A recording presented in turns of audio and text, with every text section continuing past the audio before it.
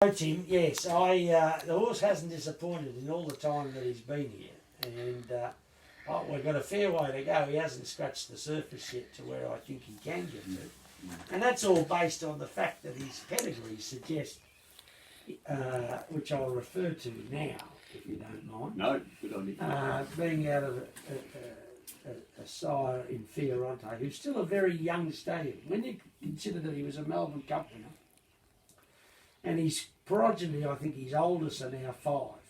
But in real terms, that's very young. You would imagine that most of those horses weren't going to reach their full potential till probably now. So his next couple of years, I think you'll find that he'll just get better and better. But what appealed about this horse, as I've mentioned before, is out of a reset mare who was by Sir Tristram. Yep. And the reset mare is out of a Sadler's Wells mare. So for those that have just got basic knowledge of pedigrees would have heard of Sadler's Wells, probably been the greatest influence of staying pedigrees in the last 30 years.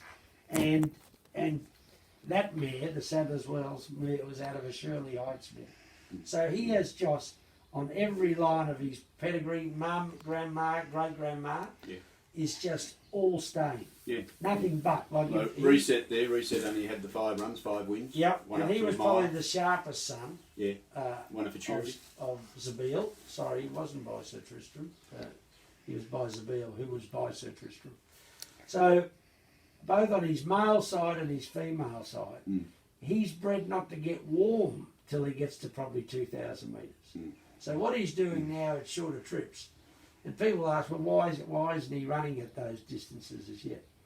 And it's like, so, you know, a kid is not going to run in a marathon at 9, even though he's got the potential to be a marathon runner. He's not going to run in a marathon at 9 because his body hasn't developed. And this horse is exactly the same. He's going to be a marathon runner, but he hasn't reached that stage where his body and his mind has physically developed to get to that point. Can I ask you a question while we're there? Last time we were here, you hadn't beaten Gelded.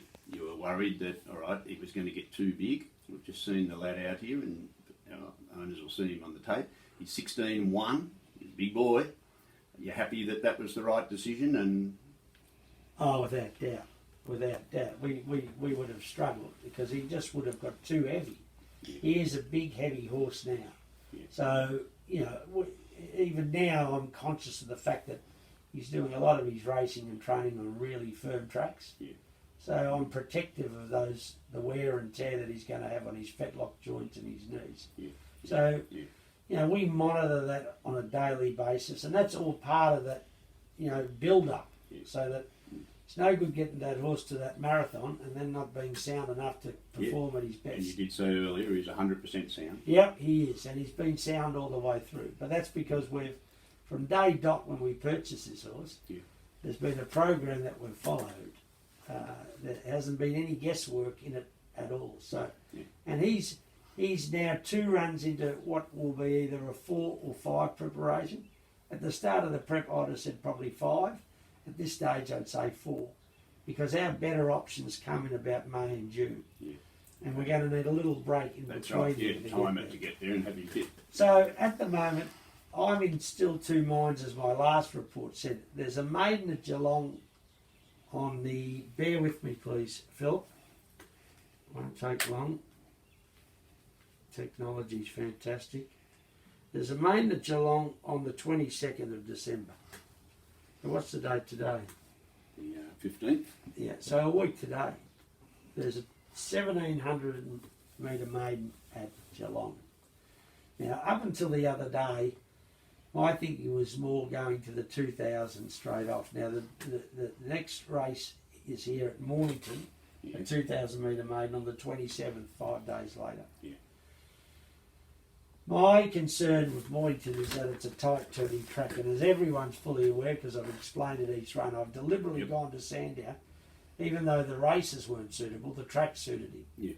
And you can see the reason for that last run. For sure. So Geelong is a big roomy track, and he's run at 1,600 the other day.